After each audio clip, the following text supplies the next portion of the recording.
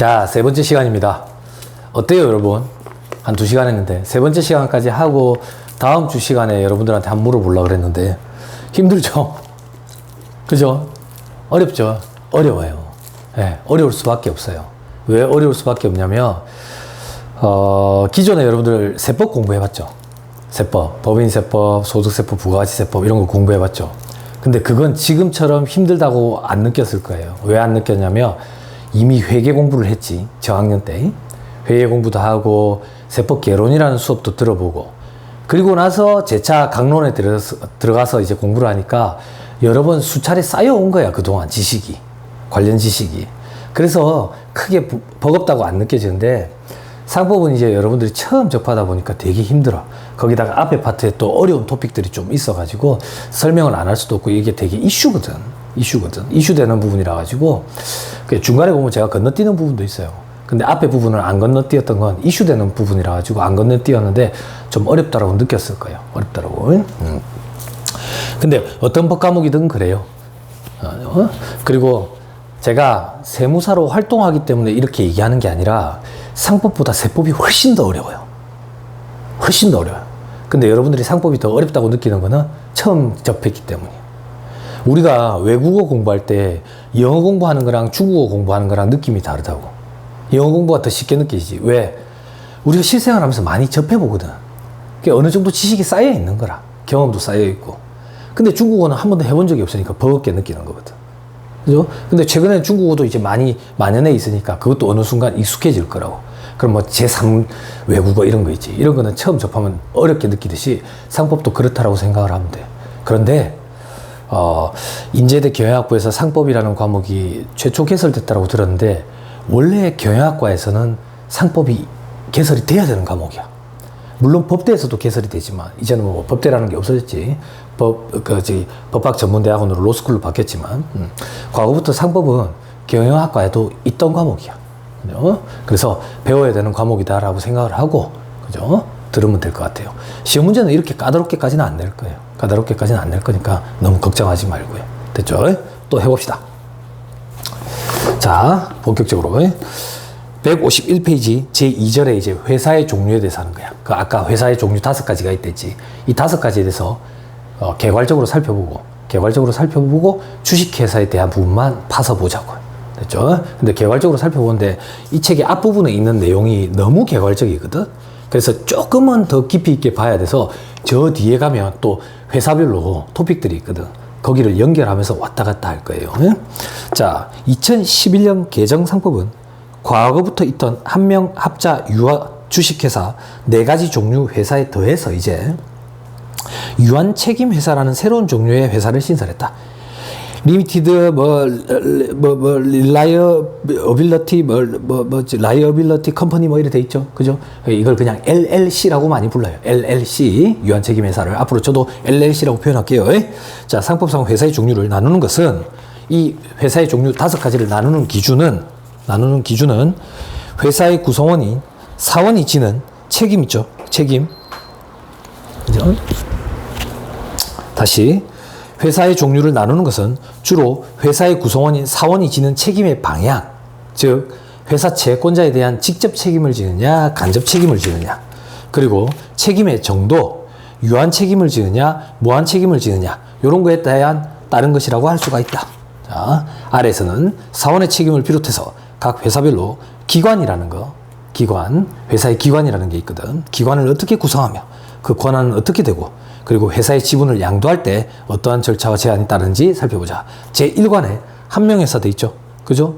제2관에 합자회사. 그죠? 그리고 제3관에 주식회사. 제4관에 유한회사. 제5관에 유한책임회사 돼 있는데, 유한책임회사는 설명을 안 할 거예요. 4가지에 대해서만 설명을 하겠다. 제1관에 한명회사부터 봅시다. 그죠? 자, 한명회사는 소규모 회사로서 상법상으로는 법인으로 규정이 되어 있지만 실제로는 그 본질이 조합에 가깝다. 모임과에 가깝다. 소규모다. 그래서 한명회사의 내부관계나 정관이나 상법에 다른 규정이 없는 이상 조합에 관한 민법 규정이 준용이 된다. 자, 이거는 그냥 그 얘기예요. 상법을 공부하고 있으니까 상법에 규정이 없으면 민법을 따른다 그 얘기예요. 그럼 정관은 뭔데? 정관은 회사 내부의 조직원들끼리 만든 하나의 자치 규약이라고 생각하면 돼요. 자치 규약. 그러면 이걸 최우선적으로 적용한다고. 그리고 나서 상법을 적용하고, 그리고도 없으면 민법을 적용하는 거야. 회사 내부에 모인 조직 구성원들끼리의 자치 규약인 정관을 제일 먼저 적용하는 거야. 아무튼 한명회사는 소규모 회사라더라. 자, 한명회사에 사원들이 있다. 사원들. 직원들 얘기하는 게 아니랬다. 그죠? 자, 이 사원에는 어떤 책임이 있느냐? 어떤 책임이? 자, 한명회사의 사원은 회사 채권자에 대해서 연대해서 무한하게 직접 책임을 부담을 한다. 자, 여기서 연대의 의미는 뭐냐? 연대의 의미는 요거 한번 살펴보고 갈까? 212조 참조라고 돼 있지. 212조도 한번 참조해보자. 이제 제대로 된 공부를 하니까, 본격적으로.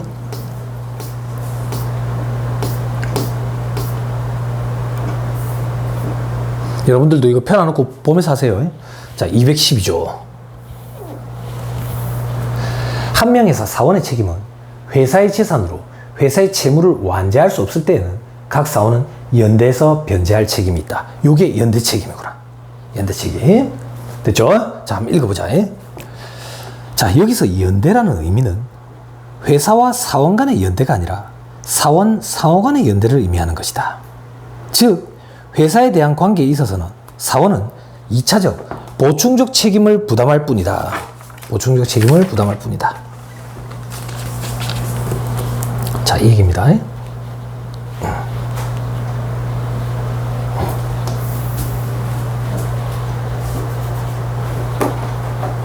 자, A라는 한명회사가 있어. A라는 한명회사에 사원이 갑을 둘이 있는 거야. 여기 보이나? 갑을 둘이 있어. 둘이 있어. 그리고 X은행이 있어.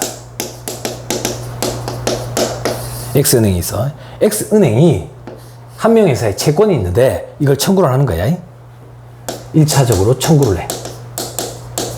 청구를 하는데 이 한명회사가 이게 자력으로 부족한 거야. 채권에 대한 변제를 해야 되는데 부족해. 부족할 때 한명회사의 구성원이 이 사원들 있죠. 갑을. 이 갑을이 2차적으로 책임을 진다 그 얘기예요. 그때 연대 책임이라는 얘기는 갑과 을 사이의 연대 책임이라는 얘기지. 갑과 A 한명회사, 을과 A 한명회사, 회사와 사원 간의 연대 책임이 있다는 얘기는 아니에요. 다시 결론적으로 은행에 대한 채권에 대해서 1차적으로 변제 책임은 회사에 있고, 변제 책임을 1차적으로 회사가 자력이 부족해가지고 책임을 못 지면 2차적으로 사원들이 책임을 지는데 이 사원들 각각이 연대해서 책임을 진다 그 얘기예요. 됐죠? 자, 더 읽어보자. 즉 사원은 회사의 재산으로서 회사의 채무를 완제할 수 없는 경우에 또는 회사 재산에 대한 강제 집행이 주요하지 못한 경우에만 사원 상호 간에 연대해서 회사 채무를 변대할 책임을 진다. 즉 회사가 1차적으로 책임이 있고 회사가 책임을 못하면 2차적으로 책임을 사원들이 진다. 근데 방금 소련말이 나왔지. 동조 2항에 강제 집행이 주요하지 못한 경우라고 돼 있지. 요 얘기라고 해. 봐봐. 회사 재산에 대한 강제 집행이 주요하지 못한 때에도 전환과 같다라고 돼 있지. 그러면 회사 재산에 대한 강제 집행이 주요하지 못한 때라는 얘기는 무슨 말이냐? 은행이 회사에 대해서 1차 청구를 했는데 강제 집행을 했는데 효과를 제대로 못 본 거야. 효과를 제대로 못 봤을 때도 똑같다 그 얘기예요. 됐나요? 됐어요? 자, 효과를 제대로 못 봤을 때도 똑같다. 설명을 하면 이 얘기예요. 좀 어려운 얘기인데 이 얘기야. X은행이 A 한명회사에 1차적으로 청구를 했는데 자력이 부족하대. 근데 X은행 입장에서는 생각이 달라. 어떤 생각이 다른데 A 한명회사가 지금 돈이 없다라고 얘기하는데 얘들이 주워 들은 얘기가 있어. 재산을 어디다가 뭐 해놨다 하던데 이런 얘기를 들은 적이 있어.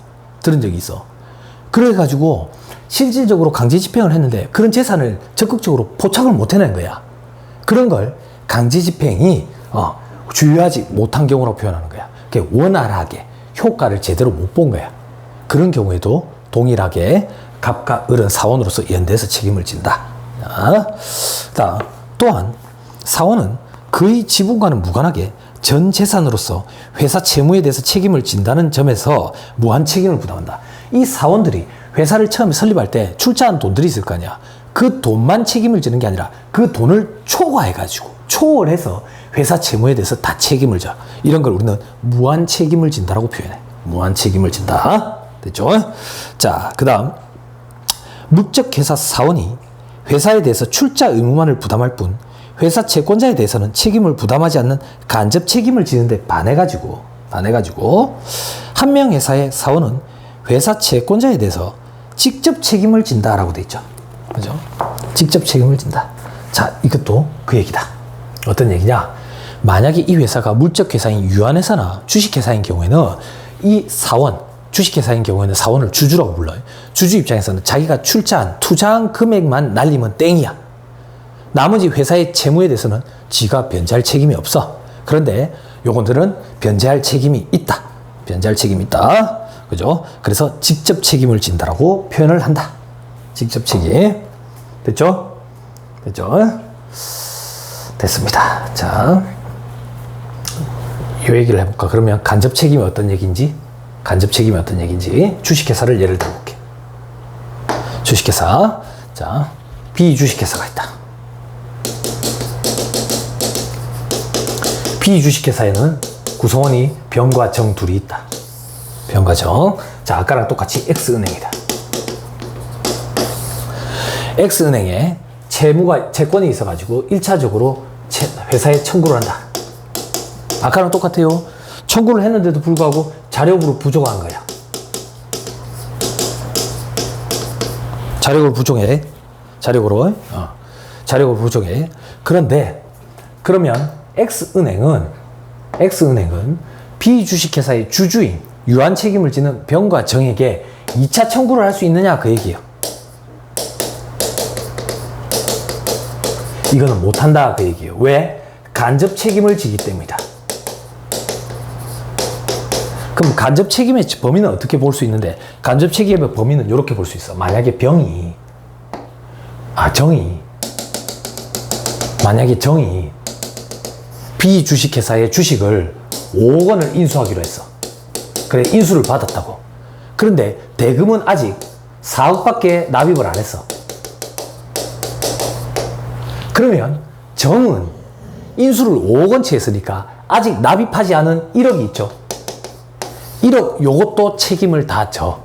즉 인수한 금액인 5억까지만 책임을 져. 이걸 우리는 간접 책임이라고 표현한다. 됐나요? 됐죠? 그래서 주주는 회사에 대해서 주식 인수, 대금, 납입 의무를 질 뿐이고 회사 채권자에 대해서는 책임을 지지 않는다. 즉 이 주주는 주식 회사에 대해서 주식 인수 대금에 대한 5억 원에 대한 납입 의무만 질 뿐이지 회사 채권자에 대한 책임은 지지 않는다. 이런 걸 우리는 간접 책임이라고 그래. 주식회사에서 또 나와. 됐죠? 됐습니다. 자, 또 넘어가 볼게요. 자, 그 다음 밑에 기관의 구성과 권한이 되어 있죠. 그죠? 기관의 구성과 권한에 자기 기관의 원칙이라는 표현이 있네. 자기 기관의 원칙. 자, 정관에 다른 규정이 없는 이상 한 명에서 사원은 회사의 업무를 집행할 권리와 의무가 있고 사원 각자가 회사를 대표한다. 다시 정관에 다른 규정이 없는 이상 한 명에서 사원은 회사의 업무를 집행할 권리와 의무가 있다. 이걸 업무 집행권이 있다라고 표현해요. 그리고 사원 각자가 회사를 대표한다. 이걸 회사 대표권을 갖고 있다라고 얘기를 해요. 이와 같이 사원 자격과 기관 자격이 일치되는데 이걸 자기기관의 원칙이란다. 이것도 한번 찾아보고 가자.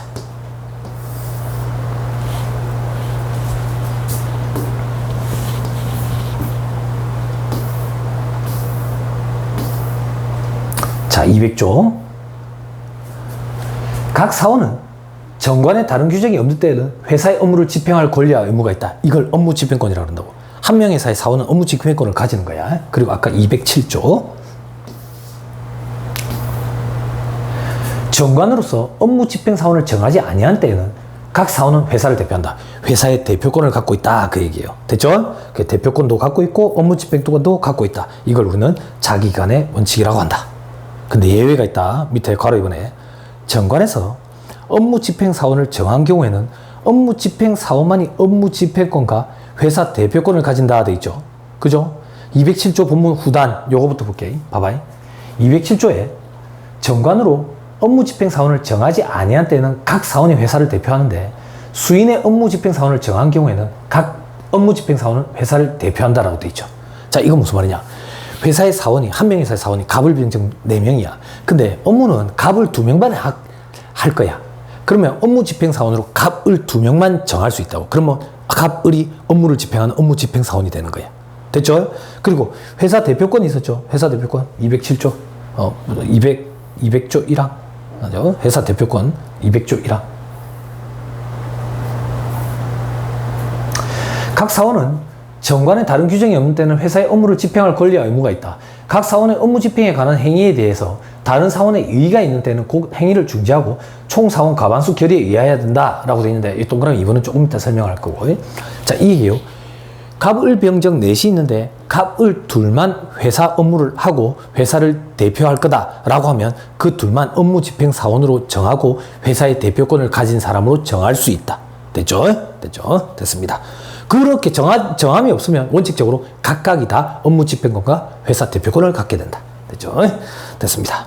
자, 또한 정관으로 수인의 업무 집행 사원이 공동으로 회사의 업무를 집행할 것을 정할 수도 있고 수인의 사원이 공동으로 회사를 대표할 것을 정할 수도 있는데 이러한 범위에서는 자기 기관의 원칙이 제한된다고 할 수 있다. 수인으로 공동으로 업무 집행을 할 수 있대. 202조. 그런 걸 우리는 공동 업무 집행 사원이라고 해. 정관으로 한 명에서는 수인의 사원을 공동 업무 집행 사원으로 정할 수가 있어. 그러면 그 사람들을 공동 업무 집행 사원이라고 부른다고. 됐죠? 그리고 아까 대표하는 것도 여러 명이 할 수 있는데 이것도 보고 갑시다. 208조. 공동대표라고 표현하네. 회사는 정관 또는 총사원 동의로 수인의 사원이 공동으로 회사를 대표할 수 있다. 이거는 공동대표라고 표현한다. 그러면 각각이 책임을 지고 업무를 집행하는, 회사를 대표하고 업무를 집행하는 자기기관 원칙의 예외 규정이 되겠네. 됐죠? 그 일부만 회사를 대표하고 일부만 업무를 집행하게 되니까. 됐죠? 그 얘기를 하고 있는 거다. 됐습니다. 다음 페이지. 자, 지분의 양도 이렇게 돼 있죠. 지분의 양도. 153페이지에 사원의 지분은 당사자 간의 계약에 의해서 양도할 수 있지만 그 계약이 효력을 발생하기 위해서는 다른 모든 사원의 동의를 의한다. 동의를 의한다. 왜? 상법은 한 명 회사의 사원의 지분 양도를 사원 상호 간의 인적 신뢰관계를 중시해서 엄격하게 제한하고 있기 때문이다.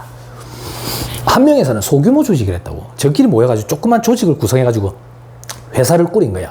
그러면 갑을 병정이 있으면 이 4명이 다 회사를 대표를 하고 회사 업무를 집행하잖아요. 각각 다 자기 분야가 있는 거야. 각각 다 자기 분야가 있는데 이 중에 한 명이 마음이 틀어져가지고 자기가 이 회사에서 빠져나가겠다 하면서 자기 지분을 다른 사람한테 팔아버리면 이 회사가 존립 위기에 처할 수도 있다. 그 얘기예요. 그래서 상법에서는 엄격하게 제한한다. 한 명이 빠져나가는 거에 대해서. 어떻게 엄격하게 제한하느냐? 갑, 을, 병정 중에 갑이 지분을 팔고 나간다라고 얘기를 하면 을, 병, 정이 동의를 해줘야 돼. 그래야지만 팔고 나갈 수가 있어. 지분의 양도에 있어서는 다른 모든 사원의 동의를 요한다. 됐습니까? 됐죠? 자, 그리고 이제 합자회사죠. 한 명 회사에 대해서 조금 더 살펴봐야 돼요. 한 명에 대해서, 회사에 대해서 어디서 조금 더 살펴볼 거냐면 손가락 잠깐만 끼고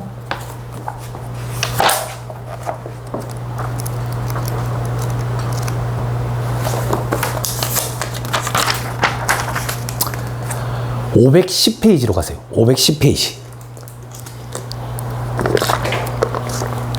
510페이지. 510페이지 제7장에 이제 그 밖에 회사도 있죠. 이 책은 그 전까지는 주식회사에 대해서 서술하는 거야. 그리고 7장부터 한명회사, 합자회사, 유한회사, 유한책임회사에 대해서 서술한다고. 지금 여기서 살펴보고 나중엔 안 살펴볼 거예요. 지금 조금만 더 나머지 기타 회사 형태에 대해서 조금 더 살펴보고 주에는 안 살펴본다. 자, 어디로 갔냐? 한명회사 설립, 내부관계 있는데 이런 거는 넘어가고 512페이지 512페이지에 이번에 업무 집행으로 갑니다. 업무 집행. 자, 업무 집행 기관 로마자 1번에 집행원의 귀속 이렇게 돼 있죠. 각 사원은 정관에 다른 규정이 없는 때에는 회사의 업무를 집행할 권리와 의무가 있다. 아까 200조 봤죠? 자기관의 원칙, 업무 집행권과 대표권을 가진다고 각각이. 그러나 정관으로 사원의 1인 또는 수인을 업무 집행 사원으로 정한 때에는 그 사원이 회사의 업무를 집행할 권리와 의무가 있다. 아까 업무집행사원이라고 표현했죠. 그죠? 자, 그 다음에 집행권의 상실. 그러나 이와 같이 업무 집행권을 갖는 사원이 업무를 집행함에 현저하게 부적임하거나 중대한 의무에 위반한 행위가 있는 때는 법원은 사원 청구에 의해서 업무 집행 권한의 상실을 선고할 수 있다.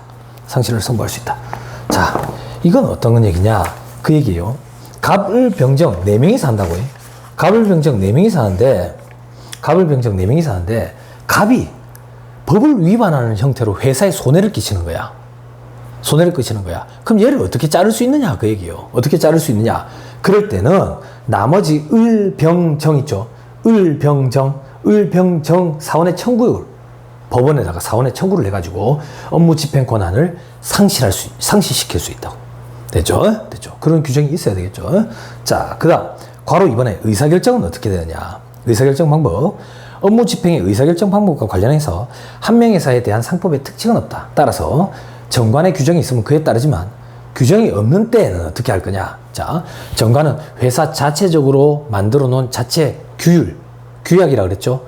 요걸 최우선적으로 한다고. 근데 만약에 그게 없을 때에는 의사결정은 어떻게 할 거냐? 그 얘기요. 거기에 규정이 없을 때는 어떻게 할 거냐? 자, 조합에 관한 일반 규정을 적용한다 그랬죠. 아까 한 명회사는 소규모 조직이라 가지고 조합에 관한 일반 규정을 많이 적용한다 그랬어요. 따라서 조합에 관한 일반 규정에 의해서 사원 전원 중에 과반수로서 업무 집행에 관한 의사를 결정을 한다. 과반수 결의를 한다. 그 얘기예요. 됐죠? 그래가지고 의사결정을 한다. 됐죠? 그런데 괄호 안에 업무 집행 사원을 정한 때에는 업무 집행 사원의 과반수로 결정하는 데 있죠. 요거는 요 얘기입니다. 갑을병정 중에 각각 업무 집행권을 가진데 갑을병만 업무 집행 사원으로 해서 업무 집행을 맡겼다고. 그러면 의사결정을 할 때는 갑을병 셋 중에 과반수로 결정을 하겠다. 그 얘기예요. 됐죠? 합리적이죠? 됐습니다. 자, 나머지는 볼 필요 없고요. 밑에 로마자 2번에 업무 집행에 대한 이의제기. 두 번째 줄 끝에 한 명회사의 경영자인 사원은 혹은 업무 집행 사원이 있으면 업무 집행 사원은 경영자이자 동시에 투자자인 다른 사원이 이의를 제기하면 일단 중지해야 돼. 즉 업무 집행 사원을 따로 선임하지 않아 가지고 각 사원이 업무를 집행하는 경우에 어느 사원의 업무 집행에 대해서 다른 사원이 이의 제기할 필요성이 있을 때는 곧 행위를 중지시키고, 그리고 총사원 과반수 결의에 의해 가지고 결정을 해야 돼. 자, 200조 2항이라고 돼 있죠.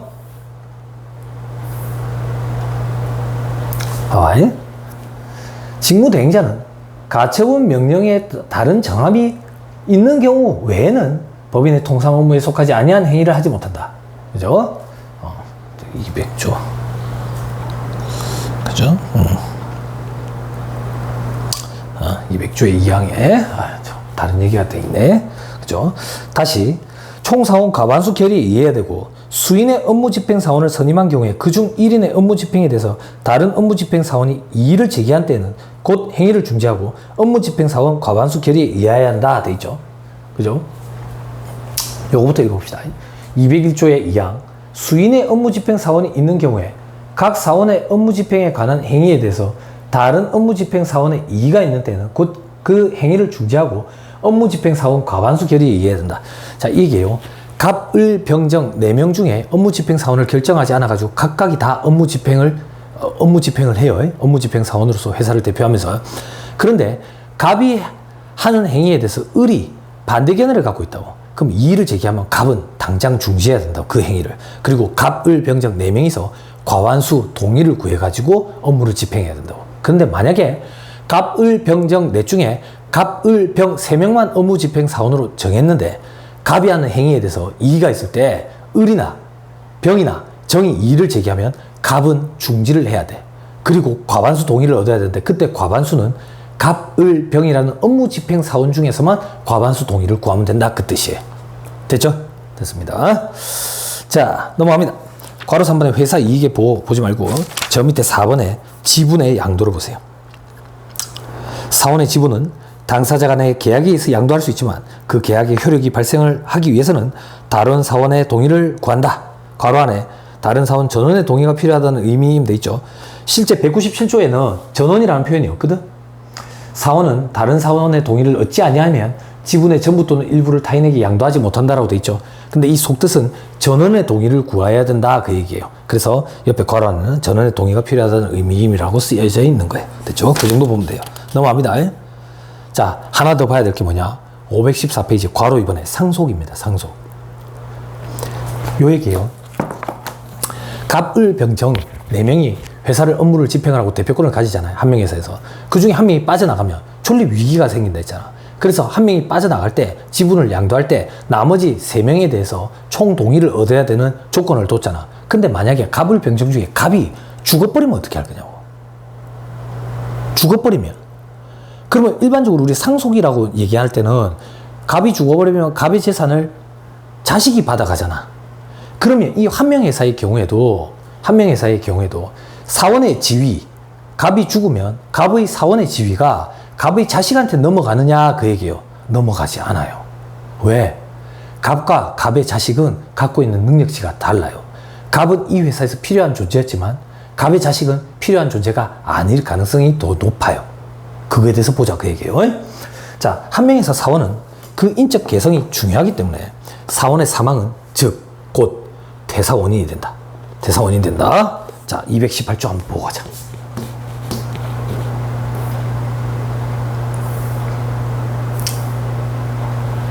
사원은 전조의 경우 외에 다음 사유로 인해서 퇴사한다.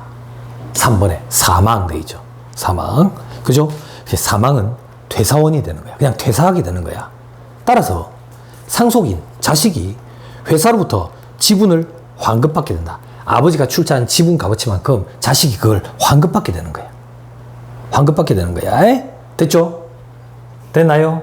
원칙적으로 상속이 안 되는 거야. 상속이 안 되는 거야. 다만 정관으로 상속인이 사망한 사원의 지위를 승계하여 사원이 될 수 있게 정하는 것은 가능하대. 즉 이 얘기예요. 이게 웬일이지? 알고 봤더니 그 아들내미가 저 아버지보다 더 유능하네. 그 아들내미를 여기에 그냥 아버지 지위로 사원으로 그냥 두는 게 훨씬 더 좋을 것 같은데, 그런 경우에는 회사의 자치 규약인 정관에 그걸 정하면 된다 그 얘기예요. 어떻게 정하느냐? 사원 중에 누가 죽으면, 사망하게 되면 자식에게 그걸 승계시킨다. 사원의 지위를 승계시킨다 라는 자치 규약을 두면 자식이 사원의 지위로 올라올 수 있다 그 얘기예요. 원칙적으로는 상속이 안 돼요. 사원의 지위는 상속이 안 되고 아버지가 가졌던 지분에 대한 대가를 환급받게 돼요. 자식은. 됐죠? 됐습니다. 자, 그 정도 보시면 안 되겠습니까? 그죠? 자, 그리고 동그라미 2번에 하나, 둘, 세 번째 줄 밑에 동그라미 2번에 회사가 해산한 후에 사원이 사망한 경우에는 정관의 규정이 없어도 지분이 상속된다. 자, 요거는 무슨 말이냐면 아까 그 지분을 사원의 지위를 자식한테 넘기려면 정관의 규정을 별도로 둬야 된다 했잖아요. 근데 만약에 회사가 망해가지고 해산해버렸대. 해산해버렸는데 그 갑이 죽어가지고 자식이 그걸 받게 됐대. 그때는 정관에 별도로 정함을 안 두더라도 그 지분이 자식한테 그대로 넘어간다 그 얘기예요. 됐죠? 다시 중요한 건 뭐냐? 한 명 회사에서 사원이 사망하면 퇴사 원인이 되지 그 사원의 지위가 자식에게 상속되는 건 아니다. 됐죠? 됐습니다. 자, 밑에 3번에 제3관의 외부관계 514페이지 계속 봅니다. 3관의 외부관계. 자, 1번에 회사 대표, 로마자 1번에 대표권의 기속. 한 명 회사의 각 사원은 원칙적으로 회사를 대표한다 했었다. 자기기관의 원칙이었지. 아까 대표권이 있었다. 다만 회사는 정관으로 업무 집행 사원을 정할 수 있는데 이 경우에는 각 업무 집행 사원이 회사를 대표한다. 그런데 그 중에서도 특히 회사를 대표할 자를 정관이나 총산 동의로도 정할 수 있다.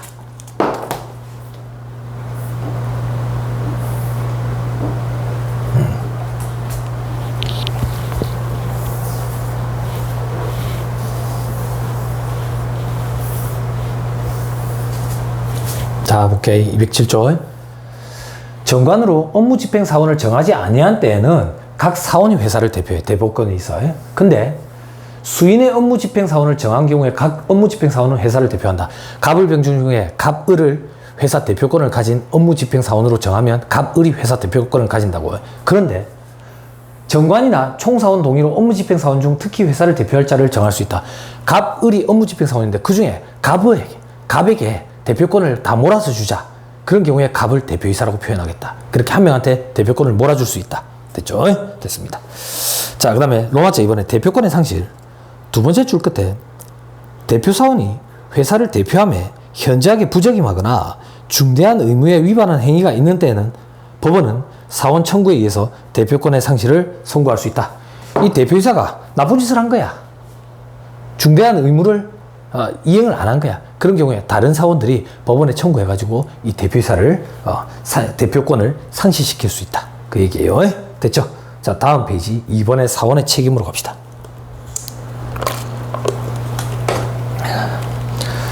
자, 사원의 책임의 내용에 로마자 1번 한 명에서 사원은 회사 채권자에 대해서 연대 무한 직접 책임을 부담한다. 아까 했었죠. 연대 무한 직접 책임을 부담한다. 여기서 연대의 의미는 회사와 사원 간의 연대가 아니라 사원 간의 연대를 말하는 것이었다. 즉 회사에 대한 관계에 있어서 2차적 보충적 책임을 부담할 뿐이다. 즉 사원은 회사의 재산으로서 회사의 채무를 완제할 수 없는 경우 또는 회사 재산에 대한 강제 집행이 주의하지 못한 경우에만 사원 간의 연대에서 회사 채무를 변제할 책임이 지는 것인데, 만약 사원이 회사에 변제 자력이 있으며 집행이 용이하다는 사실을 증명할 경우에는 2차적인 변제 책임도 지지 않게 된다라고 돼 있죠. 그죠? 자, 이 얘기입니다. 아까 은행이 회사에 치고 들어왔다고 1차적으로 변제하라고. 근데 회사가 자력 부족이래. 그래가지고 2차적으로 사원들한테 연대 책임을 물어서. 근데 사원들이 그러는 거야. 아니다. 우리 회사에 재산이 있다. 변제할 수 있는 충분한 여력이 있다. 그럴 경우에는 회사 재산으로 변제하는 거지 사원들이 책임을 질 필요는 없다. 그 얘기예요. 왜? 사원들은 2차적으로 책임만 질 뿐이다. 보충적 책임 의무가 있을 뿐이다. 됐죠? 됐습니다. 자, 그 다음 저 밑에 로마자 4번을 한번 보세요. 로마자 4번. 사원은 그의 지분과 무관하게 전 재산으로서 회사 채무에 대해서 책임을 진다. 즉 무한 책임을 진다. 그리고 주식회사 주주가 회사에 대해서 출자 의무만을 부담할 뿐 회사 채권자에 대해서는 책임을 부담하지 않는 간접 책임을 지는 데 반해서 한 명에서 사원은 회사 채권자에 대해서 직접 책임을 진다. 다만 회사 채무에 대해서 사원이 변제 청구를 받은 때에는 회사가 주장할 수 있는 항변으로 그 채권자에게 대항할 수 있다. 이것도 아까 그 얘기랑 똑같은 얘기예요. 회사가 은행에 대해서 항변할 수 있는 부분에 대해서는 보충적 책임을 지는, 그죠? 연대 책임을 지는 사원도 대항할 수 있다. 아까 했었잖아. 회사가 은행에 대해서 이 채권은 이미 소멸시효가 완료가 됐는데 라고 대항할 수 있는 부분에 대해서 보충적 책임, 2차 책임을 지는 사원들도 은행에 대해서 이 채권은 소멸시효가 완성됐는데 라고 대항할 수 있다. 그 얘기예요. 됐죠? 됐습니다. 어렵지만 해야 됩니다. 넘어갑니다. 자, 516페이지. 자, 516페이지 제4관에 사원의 변동 있죠? 거기에서 2번의 퇴사만 한번 살펴봅시다. 퇴사란 사원이 존속 중에 회사로부터 탈퇴해서 사원의 지위를 절대적으로 상실하는 것을 퇴사라고 한다. 이는 지분을 양도해서 사원의 지위가 타인에게 이전되는 경우와 구분이 된다. 자, 밑에 한 명 회사에서 퇴사 제도를 인정하는 이유는 동그라미 1번에 주식은 양도가 자유로운데, 주식회사에서 주식은 양도가 자유로운데 한배역 회사의 지분 양도는 제한되잖아. 왜 제한했는데? 동그라미 3번에 소규모 회사로서 사원 상호 간의 인적 신뢰가 중요하기 때문에 특정한 사원을 회사로부터 배제하면 회사의 존립 가능성에 위협이 될 수도 있거든. 그래서 제한을 냈다. 어떤 제한을 냈다? 다른 모든 사원의 총동의가 필요하다 했다. 그죠? 자, 밑에 로마자 2번에 중간에 지분의 양도가 자유로운 주식회사와 유한회사의 경우에는 퇴사가 인정되지 않고 지분의 양도가 제한되는 한 명 합자 유한 책임 회사에만 퇴사 제도라는 게 있다. 주식회사 유한회사는 유한 책임만 지니까 자기 지분을 팔고 다른 사람한테 넘기면 되는 거야. 그런데 한 명 합자에서 유한 책임 회사는 그 주식의 값어치뿐만 아니라 회사의 존립 가능성에 위협이 될 수 있기 때문에 그걸 엄격하게 제한을 한다. 그래서 퇴사제도라는 걸 뒀다더라. 퇴사제도라는 걸. 됐죠? 자, 밑에 원인 돼 있죠? 원인. 상법상 사원의 퇴사 원인은 다음과 같다. 상법상 사원의 퇴사 원인은 다음과 같다. 그죠? 퇴사 원인은 다음과 같다. 자, 정관으로 회사의 존립기간을 정하지 아니하거나 어느 사원의 종신까지 존속할 것을 정한 때에는 사원은 6개월 전에 미리 예고를 한 후 영업연도 말에 퇴사할 수가 있다. 퇴사할 수 있다. 이걸 임의 퇴사라고 얘기를 한다. 217조. 자, 사원의 퇴사건. 정관으로 회사의 존립기간을 정하지 아니하거나 회사의 존립기간을 정하지 아니한다는 얘기는 몇 년 동안 할래? 그게 없다는 얘기예요. 혹은 어느 사원의 종신까지 존속할 것을 정한 때라는 얘기는 종신까지 존속할 것을 정한 때라는 얘기는 이 사원이 죽을 때까지 같이 한다는 얘기가 아니라 사원이 몇 년 동안 같이 할 건지 그 기간에 제한이 없다는 얘기예요. 그 기간에 제한을 두지 않았을 때에는 사원은 영업연도 말에 한해서 퇴사할 수 있다. 언제든지 퇴사할 수 있으면 회사의 존립 기반에 위협이 될 수 있으니까 영업연도 말로 정해놓는 거야. 사원은 그럴 때는 영업연도 말에 한해서 퇴사할 수 있다. 다만 6개월 전에 이를 예고해야 된다. 됐죠? 회사의 존립기간이 정해지지 아니하거나 사원이 종신까지 존속할 것을 정한 때, 즉 기간에 제한을 정하지 아니하였을 때는 사원은 퇴사할 수 있는데 언제든 퇴사하면 위협이 될 수 있으니까 영업연도 말에 한해서 6개월 전에 예고를 한 경우에 퇴사할 수 있다. 퇴사할 수 있다. 됐죠? 다만 괄호 안에 부득이한 사유가 있는 경우에는 언제든지 퇴사할 수 있다. 언제든지 퇴사할 수 있다. 됐죠? 그 부득이한 사유는 뭐 어떤 건지 뭐 너무 신경 쓰지 마시고. 됐죠? 자, 밑에 동그라미 2번에 정관에 정한 사유의 발생, 총사원의 동의, 사원의 사망, 성년 후경 개시. 성년 후경 개시라는 얘기는 금치사자가 된 거예요. 금치사자. 아까 아예 맛이 간 사람이라 얘기했지. 예, 그렇게 되는 경우. 혹은 파산 또는 제명으로 인해서 퇴사가 되기도 한다. 괄호 안에 보면 218조 해당 사원의 개별적인 의사와 무관한 퇴사, 즉 법정 퇴사라고 표현한다 돼 있죠. 그죠? 자, 218조. 사원은 전조의 경우 외에 위의 경우는 내가 임의적으로 퇴사하는 거라서 임의퇴사라고 표현하고, 밑에는 다음 사유로 인해서 퇴사한다. 사유가 법적으로 정해져 있죠. 이건 법정 사유로 인한 퇴사, 법정 퇴사라고 표현한다. 법정 퇴사. 어떤 거? 정관에 정한 사유가 발생했다든지, 퇴사 사유, 총사원이 동의했다든지, 사망했다든지, 성년 후경 개시, 금치사자가 됐다든지, 파산했다든지, 제명되는 경우, 이런 경우에는 법정 사유로 인한 퇴사, 법정 퇴사가 된다. 됐죠? 됐습니다. 법정 퇴사와 임의 퇴사 두 가지가 되는구나. 됐죠? 그리고 동그라미 3번에 사원의 지분을 압류한 채권자가 6개월 전에 미리 예고를 한 후 영업연도 말에 그 사원을 퇴사시킬 수도 있다. 이건 지분 압류권자의 퇴사 청구라는 제도인데 이런 게 있다 하고 넘어가세요. 아까 신한은행이 그 갑이라는 사원에 대해서 지분 압류하고 퇴사 청구를 할 수 있다. 그 얘기예요. 그런 것도 있구나. 그런 것도. 됐습니다. 자, 하나 더 밑에 괄호 3번의 효과를 한번 보세요. 하나만 더 보고 넘어갑시다. 효과. 괄호 3번 효과에 반괄호 2번에 회사와 퇴사원의 관계 있죠. 요거 조금만 볼게. 퇴사한 사원과 회사는 퇴사 당시의 회사 재산 상태를 기준으로 해가지고 재산 관계를 정리해서 지분을 계산해야 된다. 지분을. 계산의 결과 지분이 적극의 액수이면 퇴사원은 회사에 대해서 그 금액의 지급을 청구할 수 있다. 그러니까 퇴사한 직원은 회사에 그 지분에 대한 값어치만큼 환급해달라고 지분 환급 청구권이 생긴다. 그 얘기예요. 그런데 동그라미 2번 건너뛰고 동그라미 3번으로 가봐. 동그라미 3번에 퇴사한 사원의 성명이 회사의 사호 중에 사용된 경우에는 그 사원은 회사에 대해서 그 사용의 폐지를 청구할 수 있다. 자, 요거는 요 얘기예요. 제가 지인 몇 명이 모여가지고 합자회사를 하나 꾸려요. 합자회사를 꾸리는데 이 회사의 상호가 뭐냐면 병호회사예요. 제 이름을 갖다 넣었다고. 제 이름을 갖다 넣었다. 근데 제가 어떤 임의의 사유가 발생해가지고 이 회사에서 퇴사하게 돼요. 그럼 제 입장에서는 그 회사가 내 이름을 계속 쓰는 게 좀 불만이잖아. 그래서 그럴 때는 내 이름을 쓰지 말라고 청구할 수 있다. 폐지를 청구할 수 있다. 그 얘기예요. 사용 못하도록. 됐죠? 됐습니다. 참 어렵네. 그만 봅시다. 그만 보자는 얘기가 뭔데, 한명에서는 요 정도까지만 봅시다. 요 정도까지만. 그리고 이제 합자회사를 봅시다. 합자회사. 됐죠?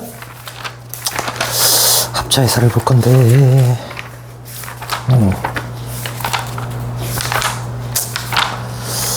시간이 조금 걸릴 것 같아요. 합자회사는 조금 걸릴 것 같으니까 이번 시간은 여기까지만 하고요. 다음 주에 합자회사부터 살펴보는 걸로 그렇게 하시죠. 예, 강의님들하고 고생 많았습니다. 여기까지 하시죠. 다음 주에 뵙겠습니다.